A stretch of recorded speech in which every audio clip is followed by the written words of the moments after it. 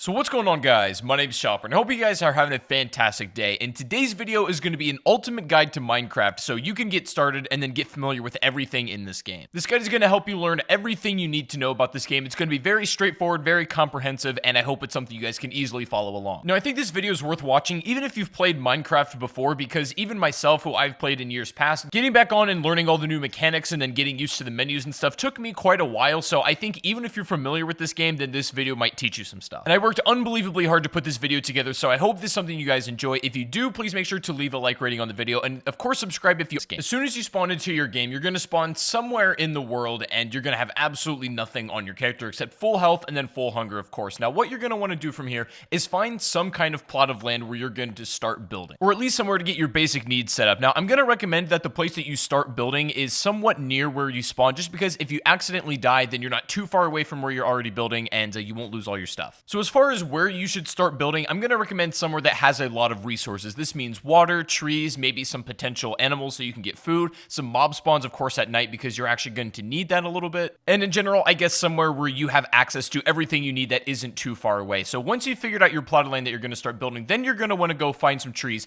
and get wood. Now, you're definitely going to want a little bit of wood, especially when you're starting out, because you're going to need to build a crafting table first of all, and then you're also going to probably want enough to make some sort of little structure, at least for the first night, as you're not going to have a whole lot on your hands because you only have a very limited time to start building this stuff. But once you have some wood, then you can start building your crafting table. Now, this is the most fundamental item you need to build everything else in the game. So you're going to take your wood that you got from the trees, and then you're going to go ahead and build some planks. And you can do this by putting it inside the 4-square grid that's right by your character. And once you have all of your planks built, then you can go ahead and then put them back in that 4-square into a pattern that looks like this, and it should build your crafting table. Pretty straightforward, pretty easy. Now, from here on out, as soon as you place your crafting table down on the ground somewhere, you now have access to all of the craftable items in the game, and the recipes for all these items can be found in this green book, or if you know them by heart, then you won't need the book. Now, as soon as you got this crafting table built, the first item that you're going to want to build yourself, the very first thing you want to go for is a wooden pickaxe. And this is pretty simple to build. You're going to want to make sticks, which is very simple from your planks,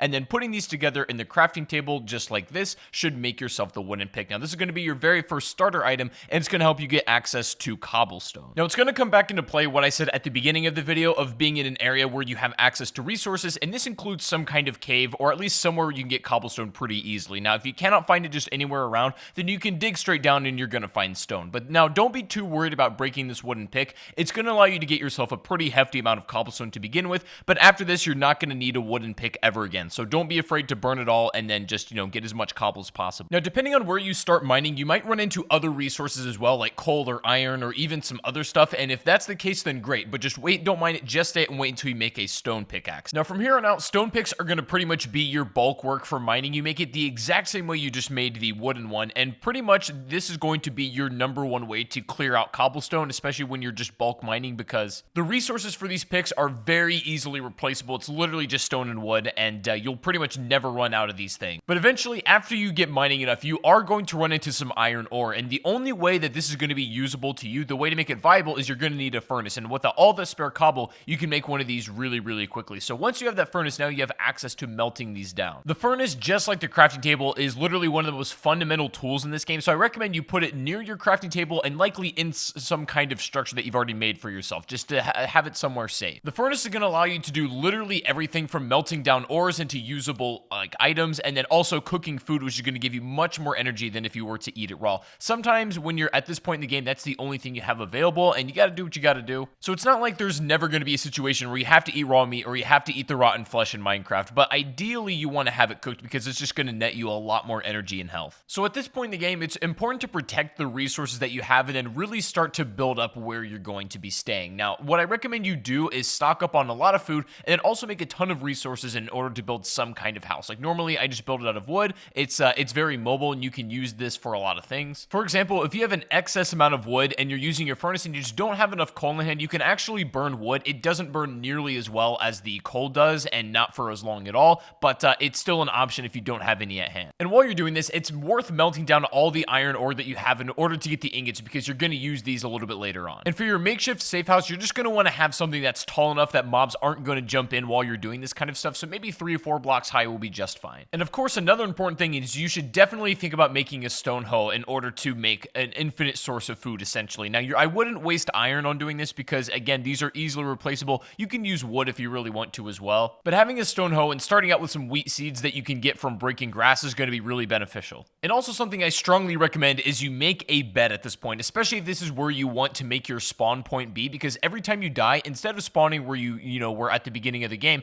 as soon as you lay in your bed for the first time, this will be your new spawn point. And of course, you can only sleep at night or when it's thunderstorming, and also there cannot be too many enemies nearby or else you won't be able to sleep either. You can bring your bed with you if you start traveling and set up like makeshift camps. If you want to change your spawn to somewhere else and be a little bit closer to like a big mine or something, you can do that as well. Just don't take it into the nether. So when setting up your wheat farm using your stone hoe, ideally you're going to want to sort of till the ground that is touching the water, because these are going to grow the fastest when you plant your seeds there. Now, it's not required that you put it up against the water, but they are going to grow faster if the dirt blocks are in the water. So that's just something to keep in mind. It can be a little bit scuffed, like just the way that you plant it, if you're going to be moving it pretty soon. But if you want to have like where you're going to be staying permanently, then you can organize it a little bit more, fence it in, and have water running in between each dirt block. There's a lot of different ways you can set up that are going to yield different results. But what's important here is the fact that this is going to be like an infinite resource of food that you can just make bread with. And so it just takes a little bit of time and your attention to take care of it. And of course, you're not going to want to step on these blocks either as you're taking care of it, but it'll be an infinite source of food and you can definitely stock up. You can use the wheat just to make ordinary items like bread, but you can also save it up and then, go for other ingredients and items to make something like a cake, which is going to last a bit longer. Now, at this point in the game, with all of your basic needs set up, this is where the game starts to get really fun, because now you can take it in any direction you like to. For example, this would be a good spot in the game to get bone meal from a skeleton, which is really, really easy to obtain. And then you can find a wolf out in the wild, tame it, and then it'll become your companion for as long as it's alive. There are countless animals that you can become friends with, and since I got on this game after the update, there's a bunch of new animals that I've never seen before, and that was really cool to see. The advantage to having a wolf, though, is that they'll follow you, especially when you're out in battle, and they'll attack whatever you're attacking, so they're definitely like an extra help in that regard. Or you could also take this opportunity, since maybe you don't have the biggest house and the biggest setup yet, you could basically take down everything and bring it with you, and then you could go off on your own adventure, maybe find a bigger cave to mine and go for diamonds and gold. What I typically like to do at this point in the game is just make sure that I have like a steady stream of resources coming in, and that includes iron, coal, that includes food, basically everything that's going to keep you alive and keep you advancing, and then also start making moves towards getting some of the rarer items in the game, like getting diamonds and then of course obtaining obsidian. Now, after getting the obsidian material, this is where the game starts to get a little bit more advanced, and at this point in the game, if you made it this far, then you're probably already familiar with most of the mechanics, and you can pretty much run with it for yourself. And to obtain obsidian, you're going to have to do some pretty extensive mining, so you're going to want to make sure you're well prepared for this. This includes having a ton of torches, a bunch of stone and iron pickaxes, and definitely some swords and armor, which is definitely recommended. When you're trying to mine obsidian, what you're going to notice is when you first come across it, unfortunately, you are not actually able to mine this with your iron pick. You're going to require a diamond pick, and that's going to at least require you to dig far enough down where you're at diamond level, and of course, obtain enough to where you can actually build a pick itself. And so you can also make obsidian if you get a lava bucket, and then you can do it your own with water, but I find it easier just to kind of dig down for it because it's not that hard to come across. And if you run into the situation where you haven't found diamonds by the time you come across obsidian, what I normally do is cut around where I found the obsidian, and eventually you're probably going to run into diamonds, so I wouldn't worry too much there. And of course, since diamonds are especially rare, if you do find it, you're going to want to make sure you take care of it. What's nice about this game, though, is that once you've kind of dug out far enough where you found diamonds already, it's not too hard to keep finding more. So once you initially find your first ones and you can kind of chain off of that, then you should be in good shape just to get more as well. Now, for whatever reason you are struggling to come across diamonds no matter how much you're mining, I made a video of the top 5 best ways and easiest ways to find diamonds in Minecraft, so you can go check out that video if you're having problems. But if you're there long enough and you're doing everything right, then you shouldn't have any problems whatsoever. And also, you're going to run into a lot of redstone, and you can get really, really creative with this item if you so wish to. But just as a beginner and as a starter point, it's really nice to make something like a clock and also a compass for Minecraft. The compass is going to allow you to travel much further distances without getting lost, and you can safely do it basically by following wherever your house would be, and you can go off and venture wherever you want in this entire world and then make your way back eventually using this compass. If you want to go a step farther, you can also make a map, which does require a little bit more materials, but it's definitely worth it if you want to go that route as well. And also, having a boat on hand is never a bad idea, because there sometimes are very long stretches of water that can be easily crossed using a boat, but are not easily crossed any other way. If you've done everything in this guide up to this point so far, then you should have a steady stream of resources, a bunch of excess stuff on hand, such as iron, coal, all that sort of stuff, and then you should have all of the basic tools you need to travel anywhere you like, and then a decent house setup as well. And from this point, you pretty much have the freedom to take the game anywhere you like to. You can take your obsidian and set up a nether portal, and then go down that rabbit hole. And if you so wish to, you can work your way all the way up from this point on, all the way to the Ender Dragon if you so wish to go that route, or you can just, have fun, explore, play a little bit more casual route,